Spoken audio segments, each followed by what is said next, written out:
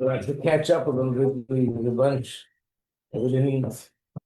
As we learn, we mark check off the terms that we covered. You have one more. What? One more. Okay. You? Okay, one. Oh. I'm giving you a yellow one. Maybe try that phone. So I want to check off, we checked off quite a bit, but I want to check off now those that we did cover, but we didn't check it off yet since the last time. So let's do, first of all, number 2. Do you remember what that term means? Ikrasa the Mashiach. It's Aramaic, obviously. There's an aleph at the end of the word. What does the Hebrew word Akev mean? Akev. You. And Mashiach. Right, so you see, it's Ikrasa the Mashiach. The hail of Mashiach. So what does that mean? Words are. Right, that's what we usually refer to as we hear the footsteps of Mashiach. It's usually referring to the end, right before the Geulah ends. And the analogy is just like when a person is coming, you don't see him, but you hear their footsteps, so you know that they're on the way, they're approaching. That's one interpretation. The other interpretation is just like the Akev, the heel is the bottom part of the body. So Ikras and Mashiach also means the lowest level or the lowest point in the time of Golus. The lowest meaning the end of Golus, like the Akev. And number 4. Number 4. Kates. What does Kates mean? End. So what does it mean when we use this term in context of Mashiach? And of course, it means the end when you talk about Golus, but it specifically means dates that were given of when the Golus is supposed to end. There's certain times in history that this was a case. The Golus is supposed to end on this day or that day. Rosie, do you have the terms of Mashiach that we want to give out? This thing with the yeah, you should have it. From last year, and it's ready. So you should have double copies. Okay, so that's Kate's. Then there's another one which is pretty new, so we didn't check it off. Number 13, Mikola the Geulah. Remember what that means? Exiles, yeah. Right. What is this specific way of saying it? What does that show? Well, we're gonna go from Gauls to Gauls. Something more. Which one is it? Number 13. It's gonna be the same one, just need to add the other. Right. Right. The Geulah the Geulah means that all I need to do is add an aleph. And remember, we learned about, in fact, this was the week that the Rebbe said, this week, 35 years ago, after Moshiach, that all you need is to switch, to add an aleph, and the word Geulah becomes Geulah. And we explained that it means that Geulah doesn't mean that everything from before has disappeared and it gets lost and it's destroyed. Chas v'shalom. Geulah means that everything from before is actually elevated and is included in Geulah, and we take it along with us. It just becomes something which is on a higher level than before, because I put the aleph in. Now we see the godliness in it. So everything that I've achieved before Mashiach came, everything I accomplished, all the good things that I have, that I possess, my material possession, my other possessions, everything will come along with me, but now it'll have deeper meaning to it, it'll have more significance to it, it'll have Aleph, it'll have Hashem in it. So that's number 13. On the next page, we just learned this recently, 18, Levyasan. What? It's the fish. The fish that we'll eat when we have the special meal. Yain HaMeshumar. The aged wine. The aged wine, which is a special wine we're going to have when Mashiach comes. Sheir Habar. Huge ox. That's the special ox that we're going to have. The meat that we're going to have when Mashiach comes. Okay. Number 21, we didn't go into yet. How about number 22? Ani v'reichev ala chamer. 4-person riding on a donkey. Right. So it's one of the ways that Mashiach is described, like a poor person riding on a donkey. What's the other way that it's described? Which is, in a sense, the opposite of this. You come in a jet. What? You come in a jet. They're going to come in a jet. Luxury thing. Well, in the Tanakh, it doesn't talk about jets yet, but it does describe another way. Will come flying on a cloud, pretty close to us. You were almost there. Where do we have that in the terms here? Let's see. Number 12 is correct. Anan Ishmaya. Let it come on the clouds. So we explain that both are true. It depends. If we merit, it'll come one way. If we don't merit, then it'll also come, but it'll come more like in a simple way, a poor person riding on a donkey. What? How does the eagle? The eagle is used more for how we're going to go to Eretz Yisrael, and this is more to describe how Mashiach comes to us, right? That will fly to Mashiach on eagle's wings. I mean, fly to Eretz Yisrael on eagle's wings. Number 23. Hine zeh Mashiach ba. Here to see how Moshiach is coming. All right, so this is a pasuk Yeshua Shirim. These are the words that Moshe Rabbeinu, that Mashiach will sort of say to us, notifying us that we're coming. But for us, particularly for the Lubavitcher Hasidim, these are the words that the Rebbe repeated over and over and over, starting mainly in 1991 and 92, quoting this medrash, Hine zeh Mashiach ba. Basically, just to make it clear, you might want to make this note on your paper. It says Hine zeh Mashiach ba, to put a parenthesis around the word Mashiach. Why? Because the words themselves are a pasuk in Shir Shirim. It says Hine zeh ba, and the Medrash says, who is it talking about? Mashiach. Hine zeh Mashiach ba. Mashiach is coming. That there's going to come a time where he'll declare and he'll notify us that he's coming, he's on the way. Number 32, Ben Yishai. What is it? Right, David HaMelech. And why is it called Ben Yishai? It's not gonna be a Because that was his father's name. He's father of Yishai. So sometimes he's referred to as Ben Yishai. Of course, the fact that sometimes we use that name, obviously there's a certain aspect about David HaMelech that is more brought out by saying he's the son of Yishai. And sometimes it's brought out more by saying David HaMelech. But it could also, I think it could also sometimes be alluding to Mashiach. Was the descendant of David, who was the son of Yishai. This we should have done a long time ago, but we skipped it. Number 34, Bevle Mashiach.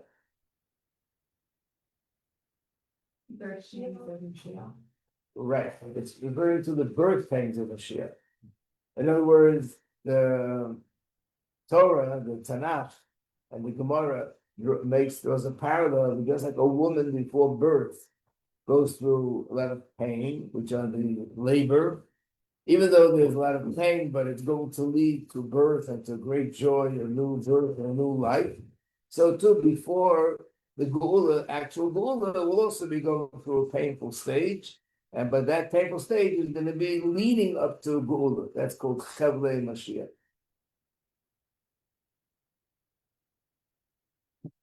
The next time you look in Hayom Yom, take a look at the first page before the whole Hayom Yom begins, and you'll see the 3-4 lines, which is a statement made by the previous Rebbe. And this was, Hayom Yom was written in 1943, in the middle of the war, in the middle of the Holocaust. And he said that what's going on now, the walls of Gullus are burning. What we're going through now is Chevli Mashiach, is the birth pains of Mashiach. Everyone should ask themselves, what am I doing to minimize and to reduce those birth pains? That was then. Now we don't talk about birth pains, we don't talk about suffering, we talk about just what can we do to hasten the coming of Mashiach. Number 3 is a pasuk. What does it mean? V'nigla v'goy Hashem. 33, sorry.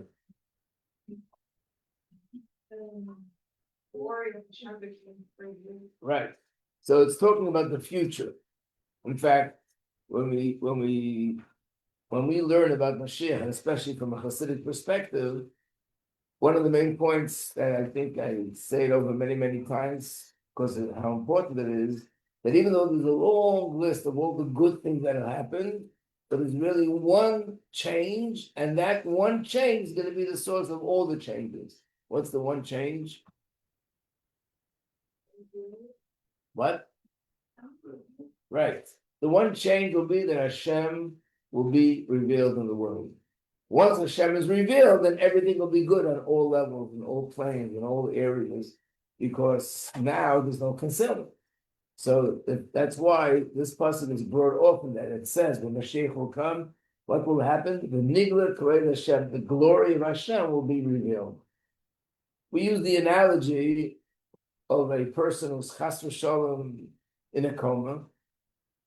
So what's happening is very painful, but there's a long list of things. Number one, the person can't walk, the person can't talk, the person can't go to work, the person can't eat, the person can't communicate with his family.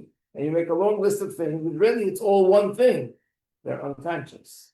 If the doctors would know what to do to bring the person back to consciousness, then everything that went wrong will disappear. Everything goes back into place.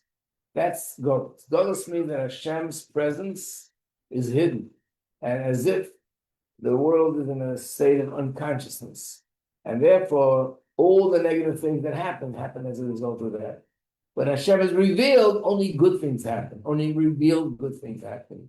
So that's why we'll have the Beis Hamikdash, we'll have all the mitzvahs, we'll have peace in the world, and all the nations of the world will serve Hashem. Everything will be the way it's supposed to be because Hashem is revealed in the world. So number 33, you can look at it that this is the essence of what Mashiach is all about. We have to say, so what is the most essential thing that's going to change is this, and this will lead to all the other changes. Number 39. By the way, all these things are things we learned, and I really always say to myself, I should really bring it to your attention as we're learning it, so you write it down.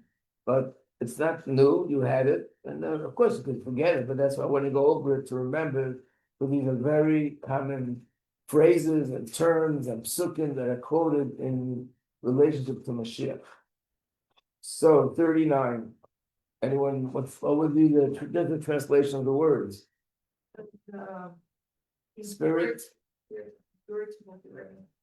Right. The spirit of impurity will be removed from the world. Which basically means when Mashiach comes, there won't be any klip, there won't be any Yitzhahara.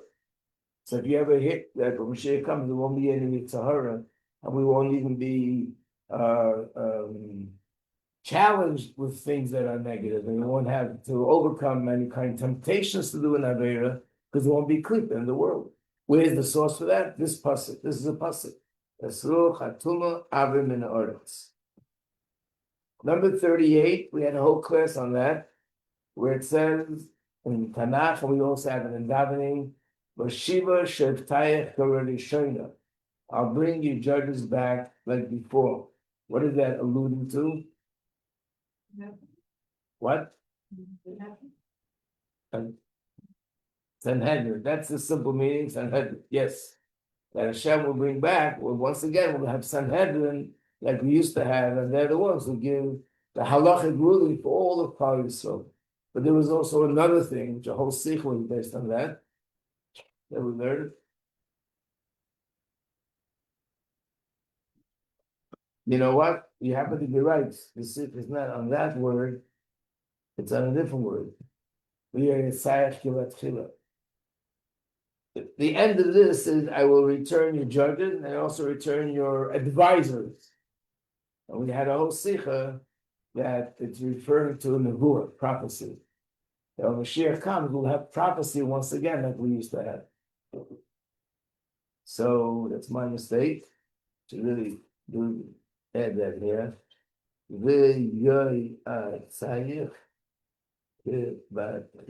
Okay. The new edition. You'll be here next year, you'll see the new edition. Number 41.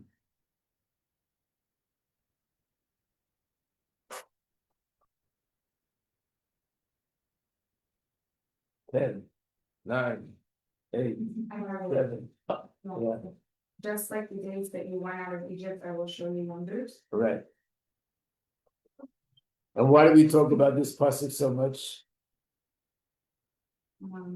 Similarities between this and the coming of Moshiach.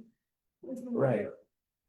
Right, because the Rebbe in 1991, 1992, was pointing to the miracles that were happening in the world then and saying that this is the fulfillment of this prophecy. It was also based on the fact that if you look at these words, Areno and Niflois, Areno starts with an Aleph, Niflois starts with a Nun. So that year was Tov Shin Nun Aleph. So the Rebbe said it means Tahei. This should be the year, Shnas, the year, Arena, Neflois Arena, that will foresee the fulfillment of this prophecy. And the Rebbe said it's not only a bracha, it actually happened.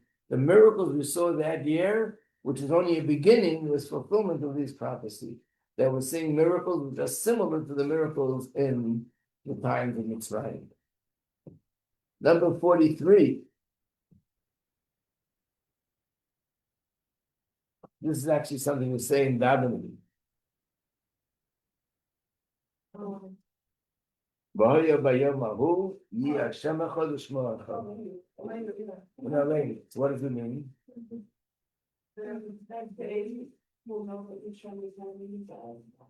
And now he's not one? We'll see that. How will we see it? To be more specific, let me add something. It's very similar to Shema Yisrael Hashem Elokeinu Hashem Echad. What does that mean? The simple meaning, according to Rashi. What? Hashem is one, his name is one. But I'm asking today, Hashem is also one and his name is one. So he said, first of all, now it'll be revealed. Moshiach comes to be revealed. But more specific, what it means, again, this is pshat. It means that the nations of the world will recognize him, and they'll be one. Right now, and Rashi says the same thing with Shema. Shema Yisrael, Hashem Elokeinu. Right now, Hashem is our God, but not the whole world accepts him as God. When Mashiach comes, Hashem Echad, will be one, means the whole world will accept Hashem as God, not only the Bnei Yisrael. Yeah, I want to see that. What was that? That one's gonna make a game, right? Like everyone's just gonna be like, oh, they were right. Is that what they're gonna say? But they won't be here unless they were one of the right to say that. Well, of course. How would they know? At that time, they'll all say they had it right, yeah. So like, when Moshiach comes, only the righteous Gentiles are gonna be there, right? No. The righteous Gentiles have Olam Haba, which means when the Neshama leaves their body, they have Gan Eden, but when Mashiach comes, the non-Jews are not going to disappear. They'll all be enjoying Mashiach, right? Oh, everyone? Unless there's if you look in the Aleinu, it says those are very wicked people, like those that are doing the things they're doing now, those that try to eliminate every single Jew in the world, God forbid. You know, you just caught someone in California that she wanted to kill as many Jews as possible. These are wicked, evil people. That's a different category. But the average person out there, that's not Jewish, even if he didn't keep the seven mitzvahs, but that's because he didn't know and didn't understand the importance. when Mashiach comes, that's what it says in Aleinu. So understand Hashem is the God, and will accept their sovereignty and they'll bow to Him, and it's all about people who worshiped idols before. People that already got. What? Oh, so that's another question about Yeah. Chayes HaMesim. That's another discussion. There are different opinions about that, and that could be more about the righteous Gentiles. Right, that's what. But when Mashiach actually comes, the whole world will benefit and be part of it. Like non-Jews that weren't considered righteous Gentiles, or weren't bad people, and say things else, are they gonna come back to the sixty? So I don't think so, and then, but I think there might be opinions about that too. Anyone remember, did Rabbi Rubin go into that when he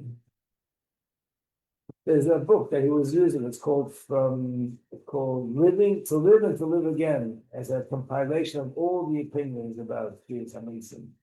Probably something in Hebrew, it's similar to that, I forgot what it's called.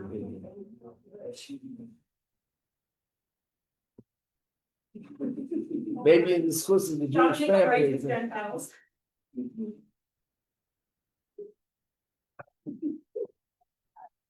46. Parts of the ship. Parts. What does it mean? Where are the sparks of Mashiach? That's what it means. It means there's a spark of Mashiach in every one of us. What is it? What's another name for that?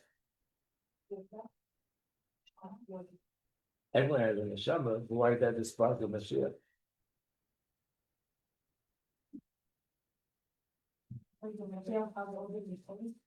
Mashiach has all our neshama.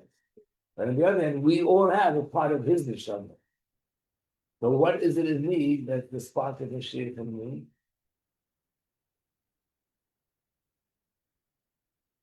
Specifically, it is the neshama, but it's a specific part of the neshama. That is the Yechidah. The Yechidah is also called the spark of Mashiach in every year. That's what still noted on the. What? The noted on the. Yeah, right. Right, that's what it was about. But you really in a lot of secrets. One of the things I think we went through this was how they ever said that I revealed the spark of Mashiach in me, and others revealed the spark of Mashiach in them, that together will bring the actual Mashiach to be revealed also. How do we reveal the spark of Mashiach in me, in each one of us? So we spoke about it. Emunah comes from the spark of Mashiach. Simcha comes from the spark of Mashiach. What else? Of course, when you learn in Moshiach Geulah, that reveals the spark of Mashiach. So there's certain things that reveal that part of my neshama. And when we all reveal that part of my neshama, that helps bring the actual Mashiach. Now we have number 50, which we just learned. Sudas Mashiach. What does that mean?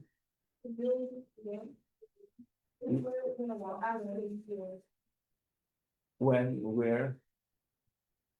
In that, we don't like the whole ago, we don't say one of the ones that, you know, Right. It's that was the last class we had. Yeah.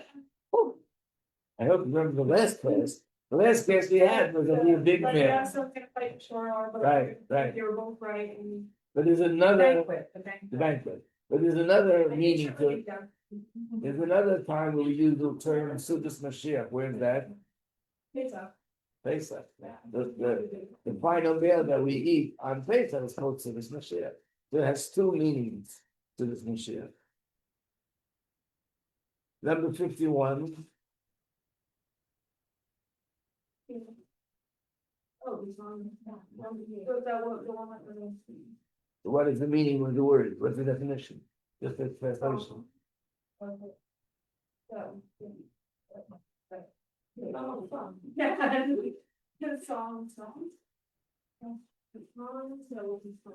I'll read it to you. I'll read it in English. Shira HaSiris. It doesn't say Shira HaShiris.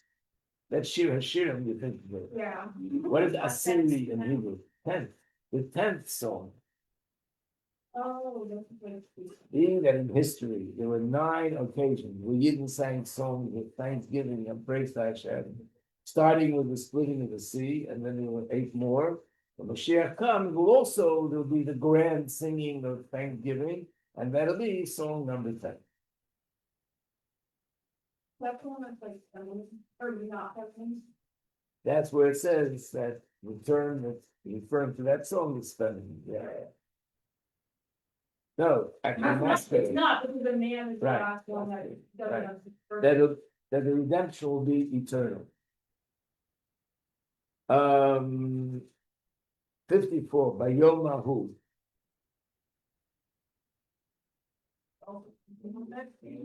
That day, right? Whenever you see the words in Tanakh anywhere where it says by Yom Ahu in that day or that time, without explaining which time, it's referring to the time of the ship.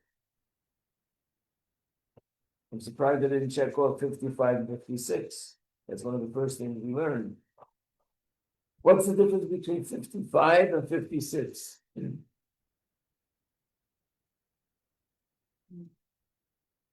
Be'ita and Achishena. It's basically a pasuk where Hashem says, I will bring Mashiach Be'ita in its time. Achishena, I will hasten his coming. I'll make it faster. Lachish means to make something happen faster, to expedite it. So that means there's 2 possibilities of how Mashiach can come. Either he'll come in a designated time, or it'll be that he'll come before the designated time. So how could they both be true? It's either one or the other. And the answer is like other things. If we merit, it'll come before the designated time. And if not, it'll come anyway, but it'll come in a designated time. So that's 55 means in its time, and 56 means I will hasten his coming. Well, not 6,000, please. So we can't wait so long. But it means there's a time. There is a time, but not 6,000. Yep.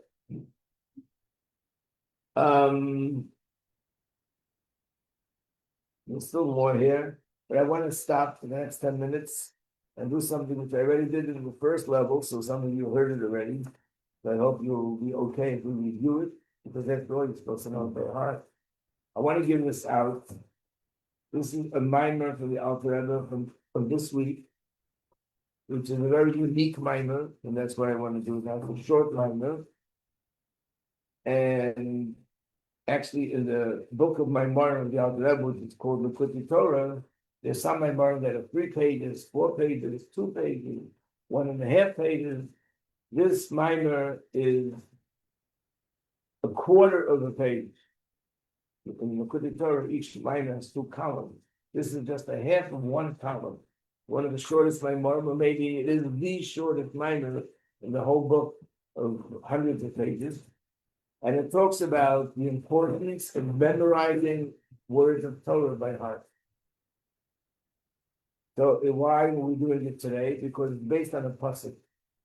The first page starts with the pasuk where it says the name of the mimer is called Hadarta Pnei Zoken. You should give honor and respect to an elderly person. One of the mitzvahs in this week's parasha. Let's turn to page 5. You have the numbers on top of the page.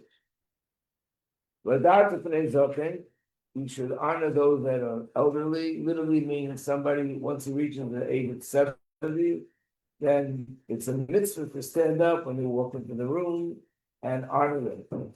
But the Gemara says, elderly can also allude to something more. Zeh shekana chokhmah. It means a person who acquired wisdom. In other words, sometimes when we use, even in the Torah, when it says in certain places, an older person, it means not just old chronologically, he lived many years, it means old, has much depth to it, has a lot of knowledge of Torah. But the term that's used is kana chokhmah. Shekana and shekasta the teitze hatera. Kana means to acquire and to own it. It becomes yours. It means you will internalize it. The Hainu, we should take this. It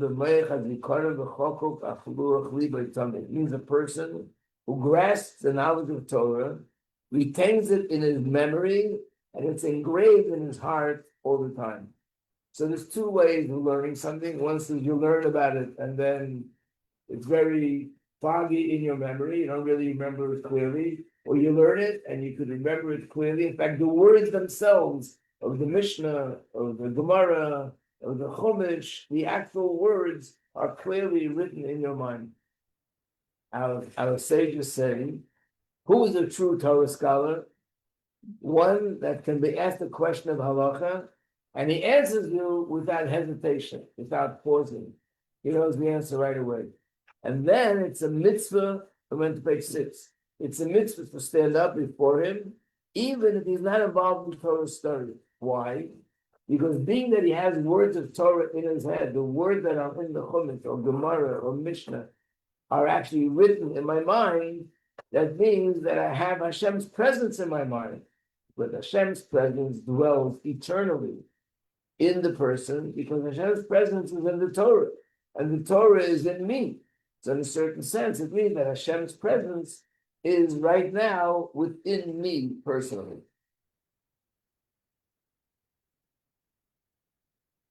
So just like you have to stand up in a room if somebody walks in with the Torah scroll in honor of the Torah. And why do we stand up for the Torah? Because Hashem's presence is in the Torah. When a Torah scholar walks into the room, he has Torah written in his head because he knows the Torah, he has the information. Therefore, it's as if a Torah, actual Torah, walked into the room. Therefore, the Alter Rebbe said, any person whose heart is moved, that he has a desire, let's turn to page 8. He has this desire and he yearns to connect to Hashem constantly. Someone says, I want to be connected to Hashem 24/7.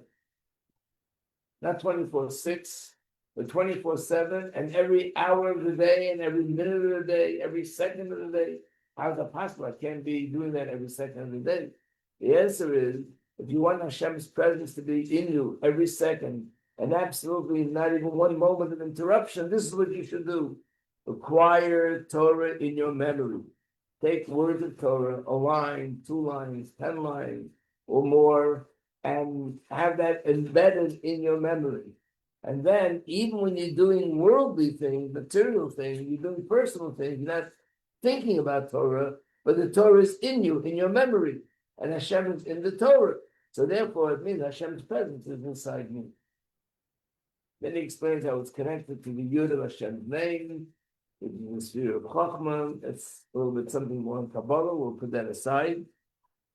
Page 9. And this is the reason why it says in Halacha, the laws of Torah study, that it's a mitzvah for every person to know the entire Torah. What does that mean, the entire Torah? To know what are all the 613 mitzvahs, with all the details, how to fulfill them. The reason is, when I know that, I draw down the light of Hashem onto all 613 aspects of the divine soul and all the details. In other words, if I learn about all the 613 mitzvahs, each mitzvah is connected to a different part of my neshama. And there's 613 parts to the neshama, 613 aspects of the neshama. And each mitzvah connects to a different aspect. So of course, if there's 613 aspects of the neshama, that's why there's also 613 aspects in the guf, in the body. But even though when you learn Chassidus, you don't learn about 613, you learn about 10. There are many Maimorim that explain there are 10 spheres, 10 faculties, but these 10 get subdivided and broken down into 613. And in fact, that's why Hashem gave us 613 mitzvahs, that every aspect of my neshama should have its connection to Hashem. So I would think of it as like bridges or pipeline. The one Hashem is present to reach every part of me should be all encompassing. So he gave us 613 mitzvahs. Page 10. It says in Shir Shir that the Eibishter is praising the Yidden, and he says to them, Kulach Yafer Ayasi, you're all beautiful, Kulach, completely. What does it mean completely? There's no blemish, meaning to say that every one of your 613 aspects has godliness in it. They're just like physically, we're not just happy to be healthy. I want to have healthy brain, healthy heart, healthy eyes, healthy ears. If something is not healthy, chas v'shalom, even though everything else is okay, I still will be upset. I want every part of me to be healthy, the gashmis. So too, I want every part of me to be godly, beruchli. That means every part of me should have Hashem's presence. Yeah, So the body, you know, getting in, but our spiritual part is when we there without Hashem's presence. right. But by doing mitzvahs, we bring Hashem's presence in it, the more we reveal it. Into our body or into our Even soul? of the soul. Yeah. So even the source of all this, which means where it's coming from Hashem, also consists of 613.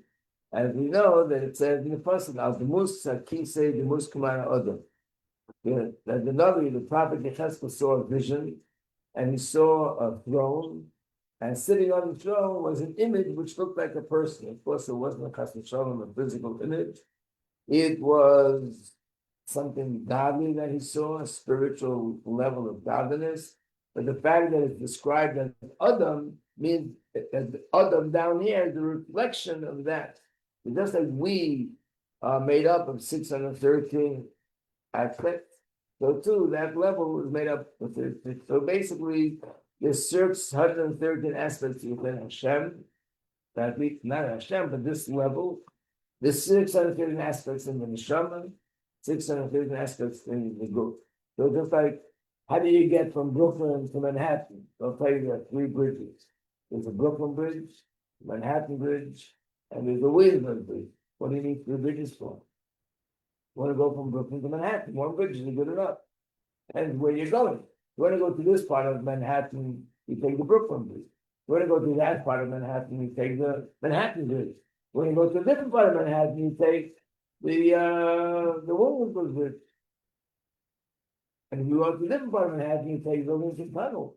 Basically, it means they're all doing the same thing. It's a bridge between me and Hashem. But being that there are so many aspects in the spiritual realm, and so many aspects in the neshama, and so many aspects of the good, 613, that's why everything is with the number 613. So basically what it's saying here is that if you learn something by heart, which means you take something from Torah, you can take something from Mishnah, something from Tillim, something from Tanya, and you learn it by heart, which means I'm not thinking about it now, but in my brain, I already have it by heart. By doing that, you have Hashem in your head and your heart 24/7. So we're not talking about that you have the advantage that everybody's going to stand up for you. I'm not talking about that. I'm talking about the fact that I will have Hashem's presence. What do you mean? Okay, you can hold on to it to see a little bit more, a few more lines there. But I just want to bring this out, the importance of knowing something and having some thing, knowing actually the actual Hebrew is best to know their heart. And the truth is, even one line accomplishes that. Even if you know the Shema, even if you know 1 chapter of Tehillim, or even 1 line of Tehillim. But of course, if you know something which is more complete, it's stronger. Yeah. You know, I've Havdalah when you say, Right. Yehudim Hoysa so yeah. what is that from? Megillah, Esther. So we have That's true. Yeah, you know that. Okay, wishing everybody a good Shabbos. Good Shabbos. I know.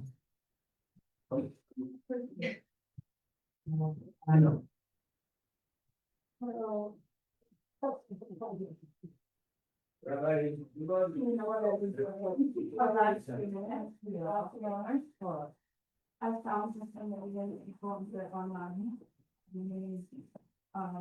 Disease advances. And he said.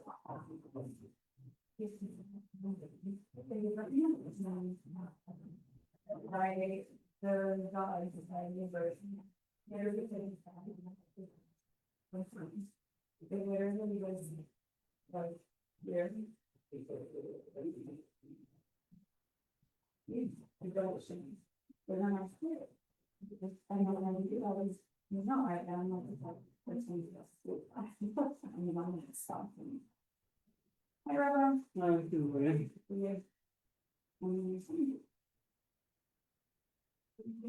I'm reading it all, no, facing, and you. And I will tell you, and you're like, oh, run to the, let's say, like. I never read the book. My skirts, yeah, and I did art, like. I staffed a few. Yeah, I don't remember.